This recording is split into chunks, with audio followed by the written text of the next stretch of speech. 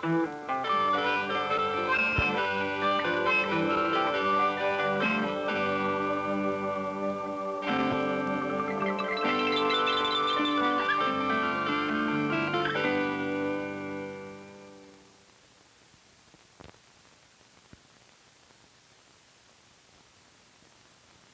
was awful. He rose to worldwide attention with the name Malcolm X. He died with the name Hajj Malik El Shabazz. Personal political philosophy is black nationalism, which means that the black man should control the politics of his own community and control the politicians who are in his own community. My personal economic philosophy is also black nationalism, which means that the black man should have a hand in controlling the commanded so much attention as Malcolm X. He was one of the most electrifying speakers this country has ever produced. Some of the things he said rocked his contemporaries and his adversaries. He developed into what he became from a turbulent childhood. Born in Omaha, Nebraska, raised in Lansing, Michigan, the son of a Baptist preacher who followed Marcus Garvey and was brutally murdered in Malcolm's youth. Malcolm's school ambitions were crushed by a white teacher who told him to be realistic about being a nigger and forget about being a lawyer and learn to do something with his hands instead. And so he floundered. He went to Roxbury, Massachusetts to live with his sister Ella. He flirted with crime.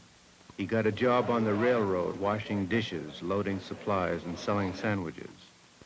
Working on Pullman trains enabled him to travel to the big cities, Washington, Baltimore, Philadelphia, and New York. He became intoxicated with life in those big cities. Between rail trips, he bought himself zoot suits with the reed pleat and the stuffed cuff. He conked his hair.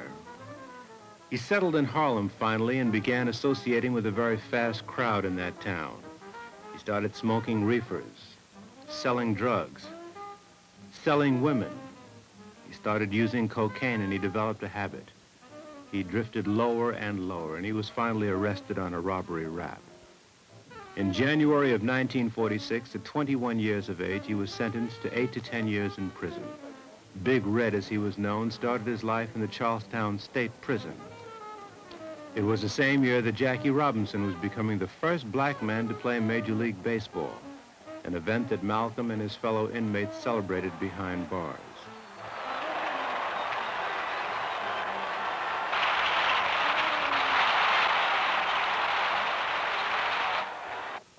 Malcolm was cold and belligerent in prison. He was soon dubbed Satan. Few would mess with him. But through the visits and letters of one of his brothers, he began to change. He was exposed to the teachings of a little-known man in Detroit named Elijah Muhammad. Malcolm's brother told Malcolm that his predicament was a direct result of one source, the white man. The message was, avoid the white devil and become independent. Clean yourself up, pick yourself up. Don't smoke, don't drink, don't eat pork, don't fornicate, and especially be proud of yourself and your past. It prodded young Malcolm to do what he hadn't dreamt of doing for years, read. It was a painful process. He started with the dictionary, literally reading each page. Then grammar books. Then novels, textbooks, encyclopedias, history, philosophy, psychology, philology, geography, and on, into the night, every night, reading until the wee hours, past lights out. Reading in poor light damaged his eyes to the point that he had to wear glasses for the rest of his life. But he learned, and he grew. When he left prison in 1952, he was completely changed. He had a new perspective and a new attitude, as well as a desire to grow in the service of Elijah Muhammad. He dropped his last name, identifying it as a slave name. He replaced it with X, and he joined the Nation of Islam. Within the next 2 years, a lot happened. The United States Supreme Court handed down its historic Brown decision of 1954. It ruled that separate but equal schooling was inherently unequal and must end with all deliberate speed. And as that momentous verdict was being digested by America, Malcolm was back in the streets of Harlem, but now a minister of the Nation of Islam, assigned here by Elijah Muhammad to open up the nation's 7th temple. Malcolm fished for members at rallies that were being held by other organizations. It was a slow but very sure process. By now it was 1955, the year that the civil rights movement ignited. It began in Montgomery, Alabama, with the Rosa Parks incident, and it spread throughout the nation. A young Baptist preacher at the forefront named the Reverend Dr. Martin Luther King, Jr. Picket demonstrations were occurring everywhere in the Southland and attracting heavy media coverage. Meanwhile, the Nation of Islam continued to grow. Malcolm was now Elijah Muhammad's national organizer and spokesman. He organized bazaars to attract new members and raise money. He turned out the first edition of the nation's newspaper, Muhammad Speaks, the sale of which brought in more money to develop the growing numbers of temples that were springing up with Malcolm's assistance. Malcolm read voraciously. He haunted bookstores like Louis Michau's National Memorial African Bookstore, located on 7th Avenue between 125th and 126th Streets. It helped him polish his astounding skills as a public speaker. It was his chief device to recruit members. It also helped him to deal with the news media that had begun to take notice. Abraham Lincoln tricked the so-called Negro into thinking that he was free, and when you read some of the books that were written by the so-called Negro historian J.E. Rogers, one of his books, God, the Africa's Gift to America, he points out plainly how Abraham Lincoln did nothing but trick the Negro, fool the Negro, and use the Negro, the same as every other politician who has been in the White House has been tricking and fooling and using the Negro as a political football ever since America has been America. The picket demonstrations in the South continued to escalate, and so did the development of the Nation of Islam, developing particularly in Harlem, where large crowds were now turning out to hear this fiery young man who had an extraordinary way with words and ideas. He sometimes spoke for hours, extemporaneously, but the attention of a standing crowd never faltered. Our desire, our prayer, that we can have a peaceful, intelligent rally here this afternoon. But at the same time, we see that they have surrounded us with many of their own agents, in uniform and out of uniform, who have spent much time here in Harlem posing as peace officers and at the same time breaking up the peace of black people. So we hope that they will be peaceful and we will be peaceful. Those of you who think that we are here to tell you to love the white man, you have come to the wrong place.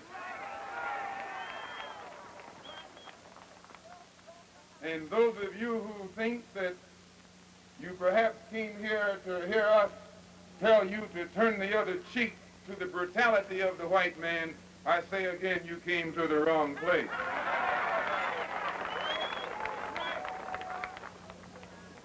But no matter what happens, we don't teach you to turn the other cheek. We don't teach you to turn the other cheek in the South, and we don't teach you to turn the other cheek in the North. We teach you to obey the law. We teach you to carry yourselves in a respectable way. But at the same time, we teach you that anyone who puts his hand on you, do your best to see that he doesn't put it on anybody else. You don't have any boats or airplanes bringing drugs into this country. The white man brings it in. The white man brings it to Harlem. The white man makes you a drug addict. The white man then puts you in jail when he catches you using drugs. Who is it that controls the prostitution in Harlem? It's the white man. Who controls the large sale of whiskey and wine? It's the white man. You don't have any distillery. You don't own Shenley's. You don't own Old Overholt or Seagram. You don't put the seal on that bottle of whiskey. It's the white man. Who gives you the deck of cards and the dice that you use to gamble with? It's the white man. And after he sell them to you, he catch you with them and put you in jail for using them. We're trapped in a vicious cycle of poverty, of ignorance, of apathy, of disease, and of death. And they have these old Uncle Tom Negro leaders coming to Harlem telling you and me that times are getting better. Your times will never get better until you make them better. We love the same thing that goes on right here in Harlem. They will let a prostitute buy as long as she come back to them later on. They encourage be a prostitute. They take bribes from her for being a prostitute. And they'll take it in cash or they'll take it in trade. Well, we're here to tell them it has to come to a stop. Anytime you find any white man taking advantage of your woman, disrespecting her, you're within your right to do the same thing to him that he's been doing to you.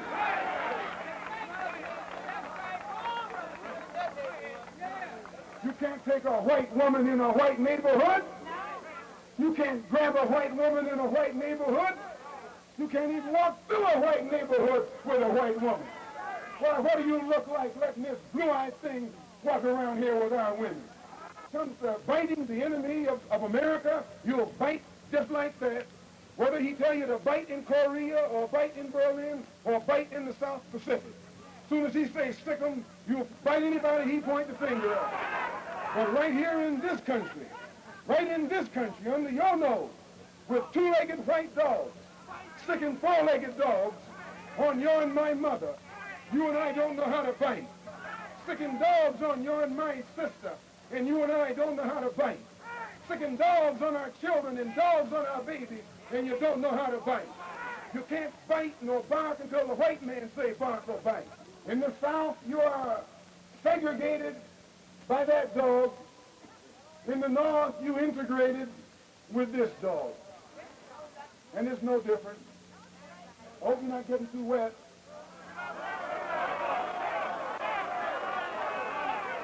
Well, the dog is their best friend. The dog is their closest relative. They got the same kind of hair, the same kind of skin, and the same kind of smell. Oh, yeah.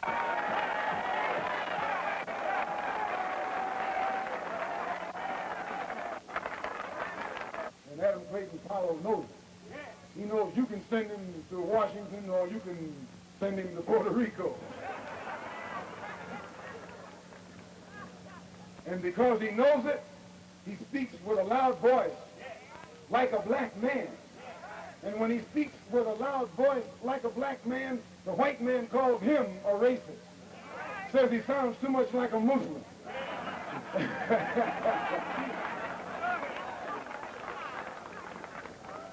Simply because he's trying to tell the white man where it's at. When the Honorable Elijah Muhammad finishes opening your and my eyes and making it possible for us to see this white man like he really is, he don't have to worry about us integrating with him. We don't want to be around that old pale thing.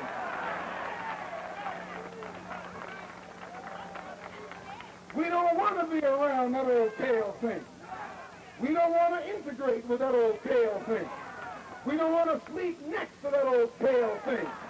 No, we can do without him. You find that old pale thing laying out in the sun, trying to get to look like you. That old pale thing.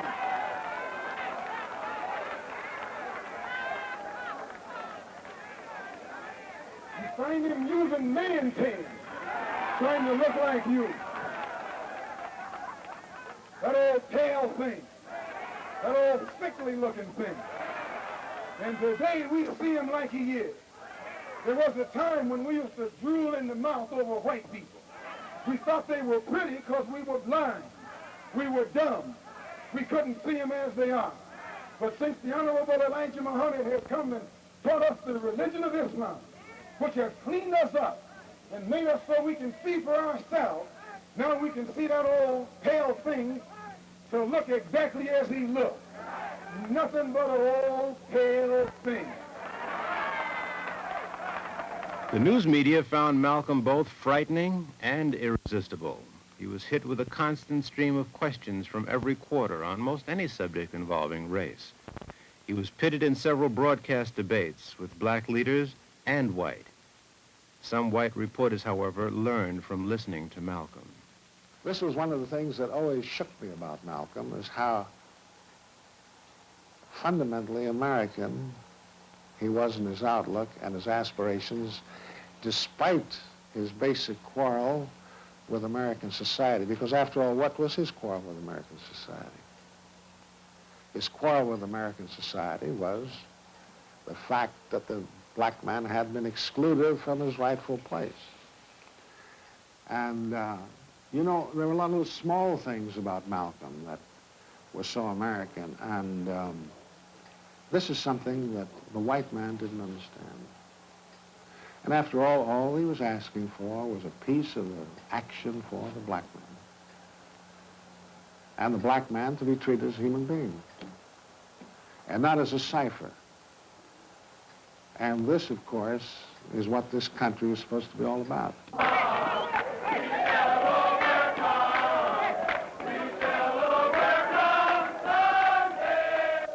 Malcolm's fury was directed at the same enemy that Dr. King's movement in the South was attacking, white racism.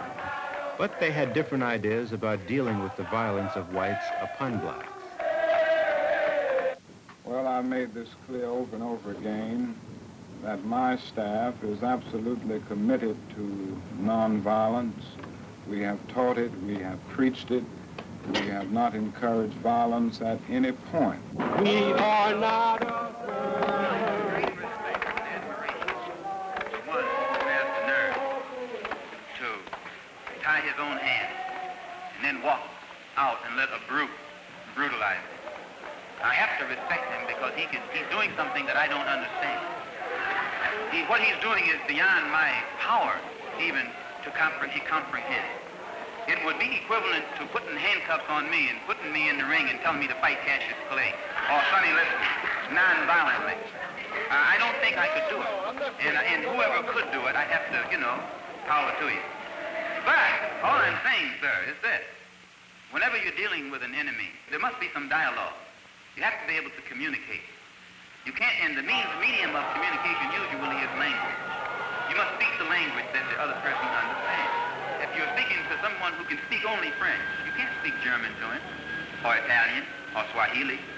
You have to speak to him in the language he understands.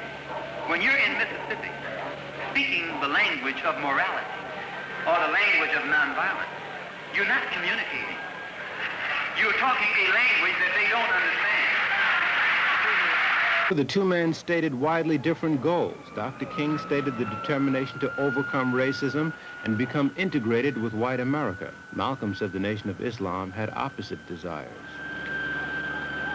We have no desire to integrate with a race of people who are cruel enough to stick dogs on women, children, and babies. Please.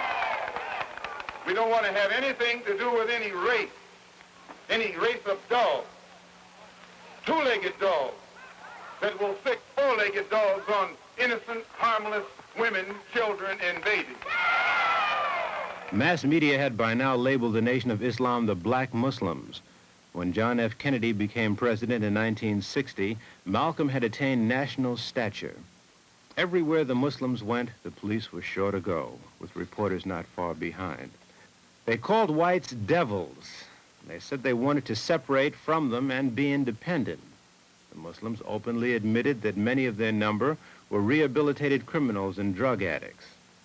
All of this made them most intimidating. And yet they were peaceful and law-abiding, taking special pains to be courteous to police.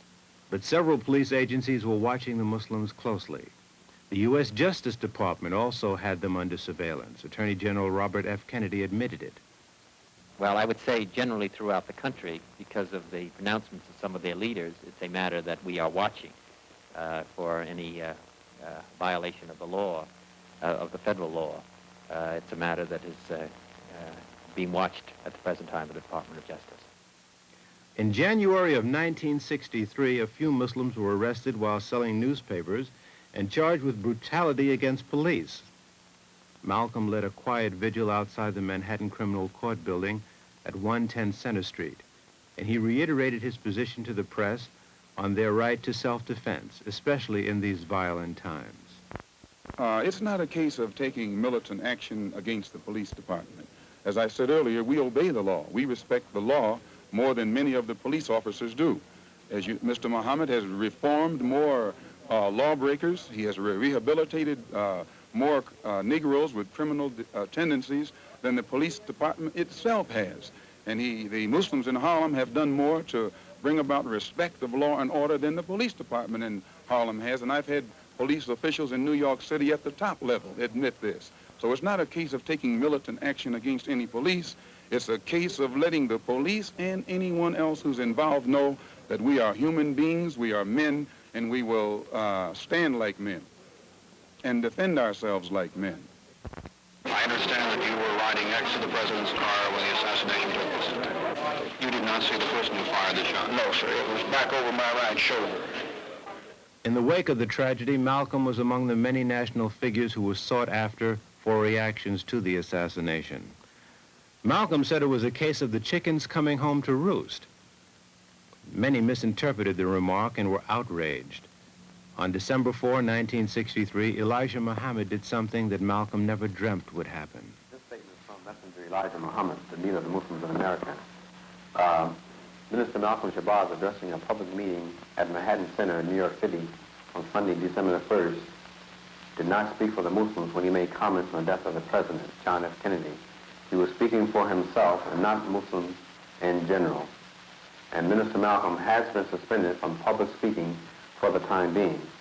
Mr. Muhammad's correct statement on hearing of the death of the president was as follows: "We with the world are very shocked at the assassination of our president, and the nation still mourns the loss of our president."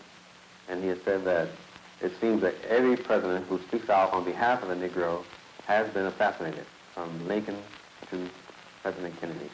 Part of Malcolm's 90-day period of silence was spent in Miami as the personal guest of Cassius Clay, as he was then known. Clay was preparing for his fight with heavyweight champion Sonny Liston. Clay would beat Liston and become world champion, and then stun the world the following day by announcing that he had become a follower of Elijah Muhammad.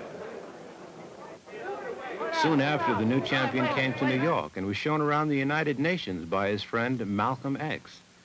By now, the 90-day period was up.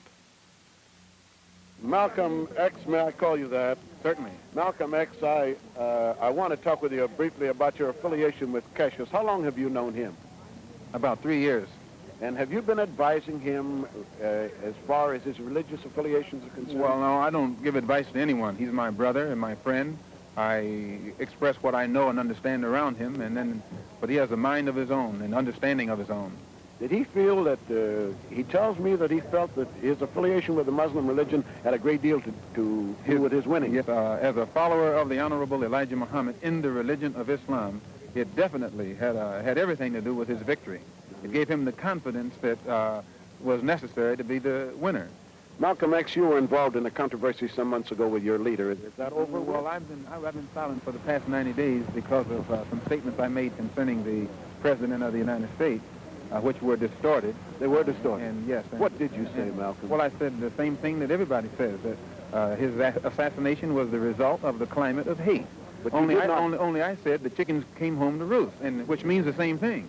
Climate of hate means that this is the result of something. And when I said chickens coming home to roost, I said the same thing. But you did not say that you were glad the president was killed. No, that's what the press said. What would I look like saying that I'm glad the president was killed? Malcolm, this is your first public statement in that 90-day period, is it not? First time I opened up my mouth in 90 days. That's why I'm talking so fast and so hearty. You feel, however, that we're making progress in this country and worldwide? No. I will never say that progress is being made. If you stick a knife in my back 9 inches and pull it out 6 inches, there's no progress. If you pull it all the way out, that's not progress. The progress is healing the wound that the blow made. And they haven't even begun to pull the knife out, much less try and heal the wound. They won't even admit the knife is there. Do you have any prediction you'd like to make? No. When we'll solve this? Cassius makes all the predictions. But there was no word from Chicago, Malcolm said. Everything I know, and as the days wore on, by the Malcolm came to a momentous decision. During the 90 days that I've been silent, I have come to the conclusion that I can best help spread the solution and the diagnosis that the Honorable Elijah Muhammad gives of the so-called Negro problem in this country by continuing to remain out of the Nation of Islam and working on my own without restriction in the way that I think I best know how.